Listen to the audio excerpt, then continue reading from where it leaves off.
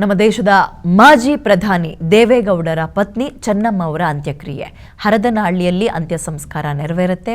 ಪತ್ನಿಗೆ ದೇವೇಗೌಡರು ಒಕ್ಕಲಿಗ ಸಂಪ್ರದಾಯದಂತೆ ಕೊನೆ ಸಂದರ್ಭದಲ್ಲಿ ಮಾಡುವಂತಹ ಎಲ್ಲ ಸಂಪ್ರದಾಯವನ್ನು ಮುಗಿಸಿದ್ದಾರೆ. ಮಾಂಗಲ್ಯ ಧಾರಣೆ ಆಯಿತು.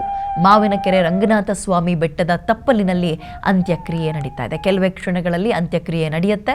ಆ ಸ್ಥಳದಲ್ಲಿ 50,000 ಆಸನದ ವ್ಯವಸ್ಥೆಯನ್ನು ಮಾಡಿದ್ದಾರೆ. ಒಕ್ಕಲಿಗ ಸಂಪ್ರದಾಯದಂತೆ ಇವತ್ತು ಅಂತ್ಯ ಸಂಸ್ಕಾರ ನಡೀತಾ ಇದೆ. ದಾರಿಯುದ್ದಕ್ಕೂ ಚೆನ್ನಮ್ಮ ಅವರ ಪಾರ್ಥಿವ ಶರೀರಕ್ಕೆ ಪುಷ್ಪವೃಷ್ಟಿಯನ್ನು ಆ ಭಾಗದ ಜನ ಅಭಿಮಾನಿಗಳು ಸಲ್ಲಿಸಿದ್ದಾರೆ. ಎಲ್ಲರೂ ಕೂಡ ಕಣ್ಣಲ್ಲಿ ನೀರನ್ನು ಹಾಕಿದ್ದಾರೆ.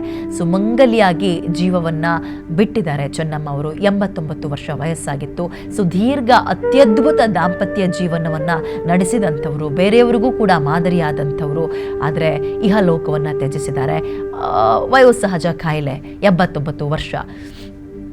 ಮತ್ತೊಂದು ಕಡೆ ಈ ಇಳಿ ವಯಸ್ಸಿನಲ್ಲಿ ದೇವೇಗೌಡರು ಈ ದುಃಖವನ್ನು ಹೇಗೆ ತಡೆದುಕೊಳ್ತಾರೆ ಅನ್ನುವಂತಹ ಪ್ರಶ್ನೆ, ನೋವು, ಆ ಭಗವಂತ ಆ ನೋವನ್ನು ಭರಿಸುವ ಶಕ್ತಿ ಅವರಿಗೆ ಕೊಡಲಿ ಅಂತಲೂ ಕೂಡ ಸಾವಿರಾರು ಕಾರ್ಯಕರ್ತರು ಬೇಡ್ಕೋತಾ ಇದ್ದಾರೆ. ಮತ್ತೊಂದು ಕಡೆ ಹರದನಹಳ್ಳಿಯಲ್ಲಿ ಒಕ್ಕಲಿಗ ಸಂಪ್ರದಾಯದಂತೆ ಕೊನೆ ಕ್ಷಣದ ಕಾರ್ಯಗಳನ್ನು ಮುಗಿಸುವ ಕೆಲಸಗಳಾಗ್ತಾ ಇದೆ. ಮಾವಿನಕೆರೆ ರಂಗನಾಥ ಸ್ವಾಮಿ ಬೆಟ್ಟದ ತಪ್ಪಲಿನಲ್ಲಿ ಹರದನಹಳ್ಳಿಯಲ್ಲಿ ಅಂತ್ಯಕ್ರಿಯೆ ಆಗ್ತಾ ಇದೆ. 50,000 ಜನಕ್ಕೂ ಒಂದು ಆಸನದ ವ್ಯವಸ್ಥೆಯನ್ನು ಮಾಡಿದ್ದಾರೆ. ದೇವೇಗೌಡರ ಕುಟುಂಬದ ಒಂದು ಸ್ಟ್ರಾಂಗ್ ಪಿಲ್ಲರ್ ಕಳಚಿ ಬಿದ್ದಿದೆ. ರಾಜಕೀಯದಲ್ಲಿ ದೇವೇಗೌಡರ ಮಕ್ಕಳು ಮೊಮ್ಮಕ್ಕಳು ಎಷ್ಟೇ ಹೆಸರುವಾಸಿಯಾದರೂ ಮನೆ ಒಳಗೆ ಅವೆಲ್ಲವನ್ನು ಸುಸೂತ್ರವಾಗಿ ಹ್ಯಾಂಡಲ್ ಮಾಡ್ತಾ ಇದ್ದಿದ್ದು, ನಿಭಾಯಿಸ್ತಾ ಇದ್ದಿದ್ದು, ಮನೆಗೆ ಹೋಗಿ ಬಂದವ್ರನ್ನ ಚೆನ್ನಾಗಿ ಮಾತನಾಡಿಸ್ತಾ ಇದ್ದಿದ್ದು, ಸಂಭಾಳಿಸ್ತಾ ಇದ್ದಿದ್ದು ಚೆನ್ನಮ್ಮ ಅವರು. ಆದರೆ ಆ ಚೆನ್ನಮ್ಮ ಇವತ್ತು ಇಲ್ಲ ಅನ್ನುವಂಥದ್ದು ದೇವೇಗೌಡರ ಕುಟುಂಬಕ್ಕೆ ಅರಗಿಸ್ಕೊಳ್ಳೋಕ್ಕಾಗ್ತಾ ಇಲ್ಲ. ಕಣ್ಣೀರಲ್ಲಿ ಒಂದು ಶೋಕ ಸಾಗರದಲ್ಲಿ ಆ ಭಾಗ ಇವತ್ತು ತುಂಬಿದೆ.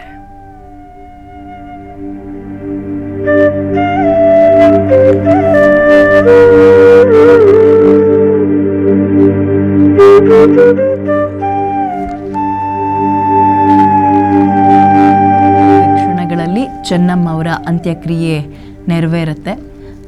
ಮೊನ್ನೆ ಸಂಜೆ ಯಾವಾಗ 4:55 ಡಾಕ್ಟರ್ಗಳು ಒಂದು ಪ್ರೆಸ್ ಬ್ರೀಫಿಂಗ್ ಕೊಟ್ಟರು, ಚೆನ್ನಮ್ಮ ಈಸ್ ನೋ ಮೋರ್ ಅಥವಾ ಅವರು ಇನ್ನಿಲ್ಲ ನಮ್ಮೊಂದಿಗೆ ದೈಹಿಕವಾಗಿ ಅನ್ನೋ ಸುದ್ದಿಯನ್ನು ಕೊಟ್ಟರು, ದೇವೇಗೌಡರ ಕುಟುಂಬದ ಅಭಿಮಾನಿಗಳು ಕಣ್ಣೀರು ಹಾಕೋಕೆ ಶುರು ಮಾಡಿದ್ರು. ಓಕೆ, ನನ್ನ ಕಲೀಗ್ ಪ್ರತಾಪ್ ಇದ್ರ ಬಗ್ಗೆ ಮತ್ತಷ್ಟು ಮಾಹಿತಿಯನ್ನು ನೀಡ್ತಾರೆ. ಪ್ರತಾಪ್, ಸದ್ಯದ ಮಾಹಿತಿ ಆ ಭಾಗದಲ್ಲಿ ಸಿದ್ಧತೆಗಳು ಹೇಗೆ ನಡೆದಿದೆ, ಎಷ್ಟು ಜನರ ಆಸನಕ್ಕೆ ವ್ಯವಸ್ಥೆ ಮಾಡಿದ್ದಾರೆ, ಈ ಕ್ಷಣದ ಅಪ್ಡೇಟ್ ಏನಿದೆ? ವಿದ್ಯಾ ಅಂತ ಹೇಳಿದ್ರೆ ಪ್ರಮುಖವಾಗಿ ಚೆನ್ನಮ್ಮ ಅವರ ಪಾರ್ಥಿವ ಶರೀರ ಈಗ ಹೊಳೆನರಸೀಪುರ ನಿವಾಸದಿಂದ ಕೊಡೋಲಿಪ್ಪೆ ಕಡೆಗೆ ಹೊರಟಿರುವಂತದ್ದು.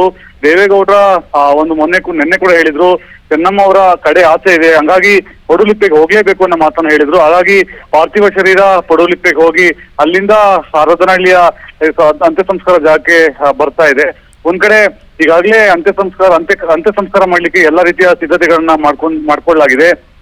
ಏನು ಧಾರ್ಮಿಕ ವಿಧಿವಿಧಾನಗಳು ಕೂಡ ಈಗಾಗಲೇ ಆರಂಭ ಆಗಿರುವಂತದ್ದು. ಸ್ಥಳಕ್ಕೆ ಭವಾನಿ ರೇವಣ್ಣ ಮತ್ತೆ ದೇವೇಗೌಡರ ಮಗಳಾದಂತ ಅನಸೂಯ ಮಂಜುನಾಥ್ ಅವರು ಕೂಡ ಬಂದಿದ್ದಾರೆ.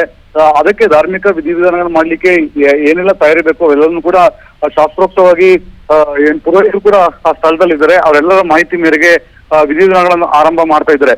ಒಂದ್ ಕಡೆ ದೇವೇಗೌಡರು ಮತ್ತೆ ಎಚ್ ಡಿ ಕುಮಾರಸ್ವಾಮಿ ಅವರು ಏನು ಚೆನ್ನಮ್ಮ ಅವರ ಪಾರ್ಥಿವ ಶರೀರದ ಜೊತೆಗೆ ಬರ್ತಾ ಇದ್ದಾರೆ.